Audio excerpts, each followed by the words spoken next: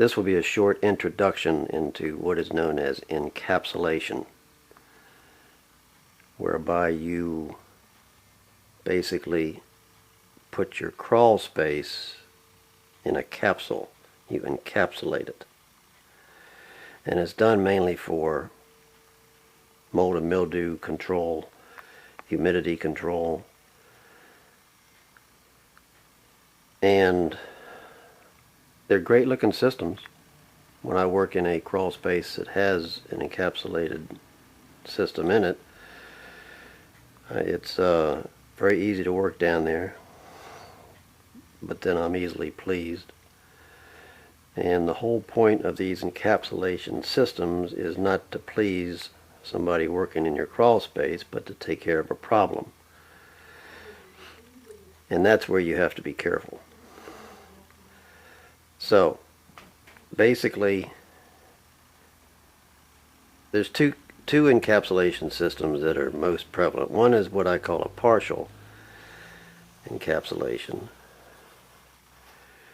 where the floor and the walls of the crawl space are covered with a tough plastic barrier, usually in addition to your moisture, your vapor barrier that all of the newer houses and 40 years old or less have. The other system, which is a little bit more rare, is the complete encapsulation, where they also put the barrier on the underside of the floor joist to the first floor. So that would be a true encapsulation. Now what follows will be a look at two different encapsulation systems, and this will give you a basis upon which to judge whether this is for you. And I would give you one more thing to think about. The most important factor in controlling humidity or mold and mildew in a crawl space, there's three very important factors, and they are, in no particular order, ventilation, ventilation, and ventilation. That, before anything else, is critical. So have a look at these two clips and judge for yourself. Now I'm about to say a few words about crawl space encapsulation, and before I do, I want to get a baseline of the temperature and the relative humidity. So it's about 9 o'clock in the morning, and it's early fall, so it's down maybe low 40s during the night, and probably top 70, 75 during the day. And this little meter is up against the wall just so the automatic focus will work. So at this time of day and year, it's about 70 degrees Fahrenheit and 56% relative humidity. And now we will see a partial encapsulation.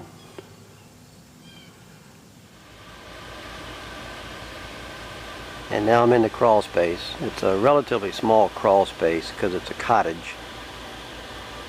And that's the heat and air unit. That's a dehumidifier. Both excellent units.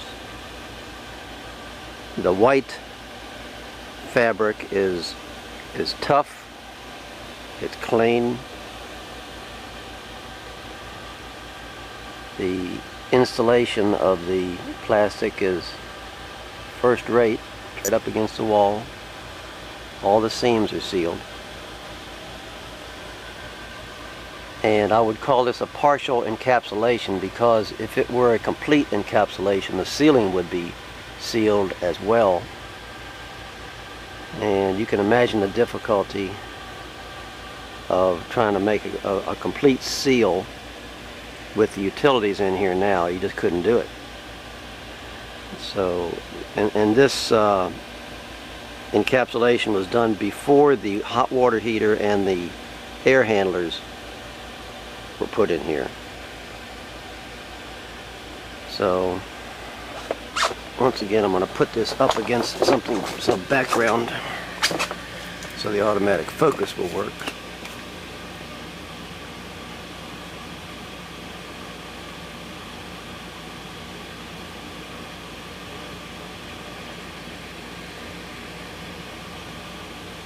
And if I read that, it's 83 Fahrenheit and 87% humidity in the crawl space. So if the purpose is to control the humidity in here, you're not reaching the desired goal.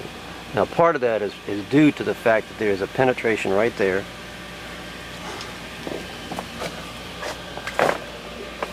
There's a decent sized access panel right there that goes into the, like an apartment. So once again, it's not a complete encapsulation, but that gives you an idea of what an encapsulation looks like, and an explanation of why people normally consider encapsulation. Now, even if this were a complete encapsulation, I'm going to ask you if a skunk walked by the house outside, whether upwind or downwind, it doesn't make any difference. We just say walked anywhere outside close. Do you think you would not be able to smell that skunk in here?